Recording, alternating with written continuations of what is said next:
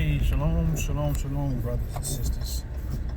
And I pray that all is well during this time of the global crisis, the coronavirus. And I want to share something that was on my mind, and I haven't posted a video up on YouTube for a while, and just pretty much just allowing the airwaves to clear, and pretty much just a meeting in my home. And but the Most High inspired me to share something for those of you who are unaware as far as to what does this mean. So I want to and excuse me, while surfing the internet looking for someone to actually do a teaching or to share something, which is kind of rare, hard to find, but as far as to the subject, what does the coronavirus have to do with prophecy, and where is it as it relates to the world? So many passages come to mind. The Messiah said himself, Yahshua HaMashiach, who the world incorrectly calls Jesus Christ, prophesied that there would become famines and pestilences in different places in the last days. So we look and see that this coronavirus is actually a repeat of a previous virus called the SARS, right? So all these are signs of the ends of time. Now, remember, you got to understand that the children of Israel were in captivity, and if you haven't made that connection yet, the people that are the children of Israel are the so-called children of diaspora, the ones that came through the transatlantic, trans-Saharan, transatlantic, Babylon to Timbuktu slave trade, who was taken out of their land and put into different lands. Now, as it was in the days with Pharaoh of Egypt, the Most High sent the plagues and the various different judgments that happened. You got to look and see the signs of things that are happening, right? These outbreaks are warnings to the nations that have enslaved, have put in captivity, have oppressed, and specifically, and I'm gonna say this is gonna hurt some feelings here, this government of the United States, when you look and see what they have done as far as to how they have handled the heritage of the Most High. Joel chapter 3 talks about the Most High said that he's going to judge the nations for his heritage, for his people, his heritage, whom you have scattered among the nations and sold for a bottle of wine, and sold a girl for a harlot, right? Or sold a girl for a bottle of wine, I think it was, and a boy for a harlot. Okay, so these things that are happening, as far as the like tsunamis, as far as the like different types of outbreaks. Now we don't know if the government created the coronavirus. Some say they did. Some say they didn't. Whatever the case may be, the reality of the matter is that the Most High spoke in the mouth of the prophets that this would happen, right, in these last days. That there will be famines and pestilences, and it will be wars and rumors of wars. We've seen all this happening, right? These are end time prophecies being fulfilled. Why are these prophecies being fulfilled? Because we're in the last days, and the Most High is what? Not trying, you don't have to try, but the Most High is getting the number, right? The 144,000 of the 12 tribes of Israel, right? and getting them with the seal, right? In the last hour, right? So that's what the Most High is doing. You look at other prophecies that the Most High said how He would judge the nations, right? So if you got to read Joel chapter 3 all the way in its entirety, you will see that in the incoming judgment is going to happen. Global judgment is happening, and I believe with all my heart that this coronavirus is a portion of that judgment, right? So now, Israelites, do we need to worry about the coronavirus? No, you don't have to worry about it, because think about this now. What season are we in? What season are we at? Some people have got different days and so forth as far as to the calendar year and all of that. But we're in the season of the New Year and the Passover, right? So whether it's this week, because some people go on the basis of the Enoch calendar, and so they have started the New Year and are into Passover, or whether it be next month, which follows after the cycle of the new moon. That's a whole nother subject for another day. I'm not here to discuss that, to debate that, or to argue that. But the reality of the matter is, we're in the season of the New Year. We're in the season of the Passover. And what did the Most High tell Israel during the Passover, right?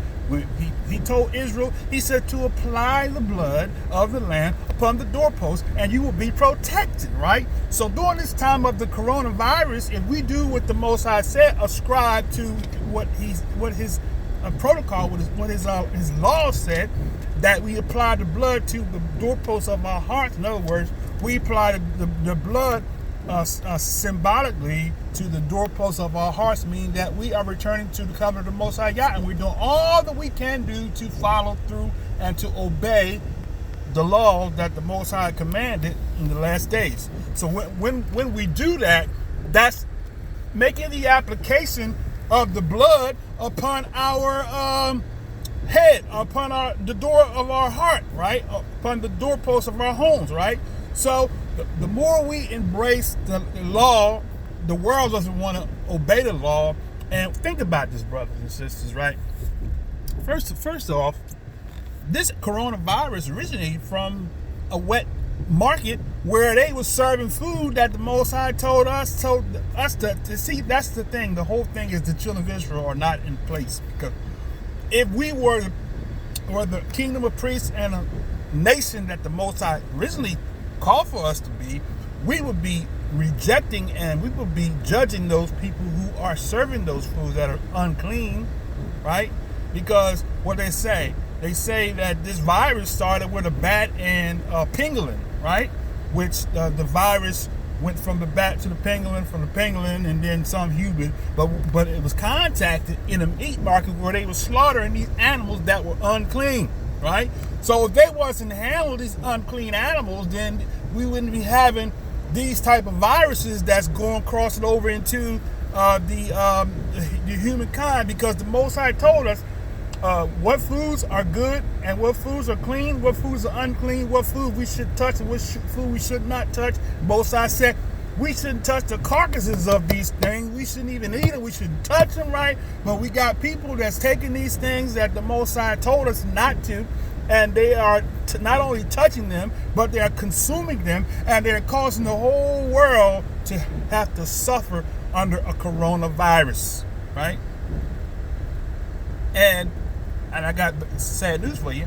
This is not the last outbreak. It's going to be another one, because why? These heathens will not serve Yah. That's the reason why the Most High said in the scripture, he said he will shorten the days, right?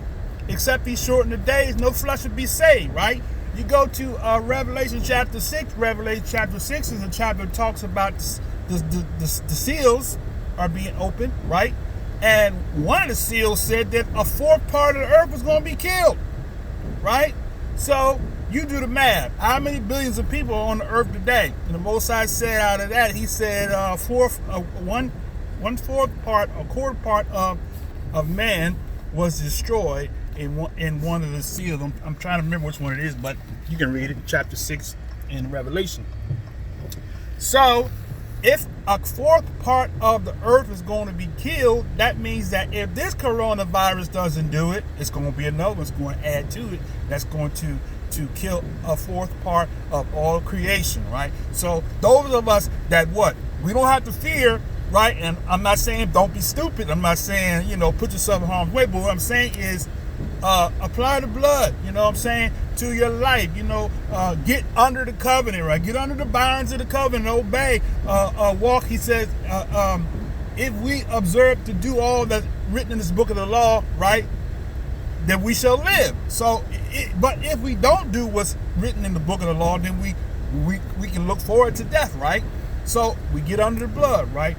We eat things that the Most High told us to eat that are clean, right? And you go to a grocery store and because many of us don't have vegetation of our own, but you go to a grocery store or market to get your food. Learn how to read. If you haven't learned how to read the ingredients, read the ingredients. Find out what they put. Find out what these names of these things in the food that we don't know. I carry my cell phone and I go into the grocery store, and if I see a word of the ingredients that's in the food and I don't know what it is, you know what I do? I pull my phone out and I Google, what is that? Right? And it lets you know, okay, that has a product that the Most High says is not clean, so I'm not going to eat that, right? So to preserve and to protect yourself. The other thing I want to say is that also, if we boost up our immune system and if we eating right, we eating more fruits and vegetables and less meat, because meats have more contaminants than plant-based diet. Okay.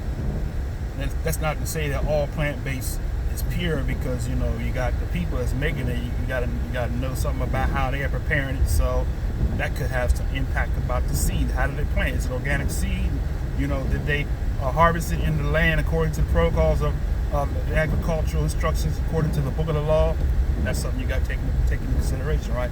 So you got to make sure you clean yourself. Make sure that you take it in things like such as I do a lot of garlic, and I do a lot of ginger, and a lot of foods that are antibiotic foods that will help to naturally keep the system clean. Drink plenty of water. Drink plenty of purified water.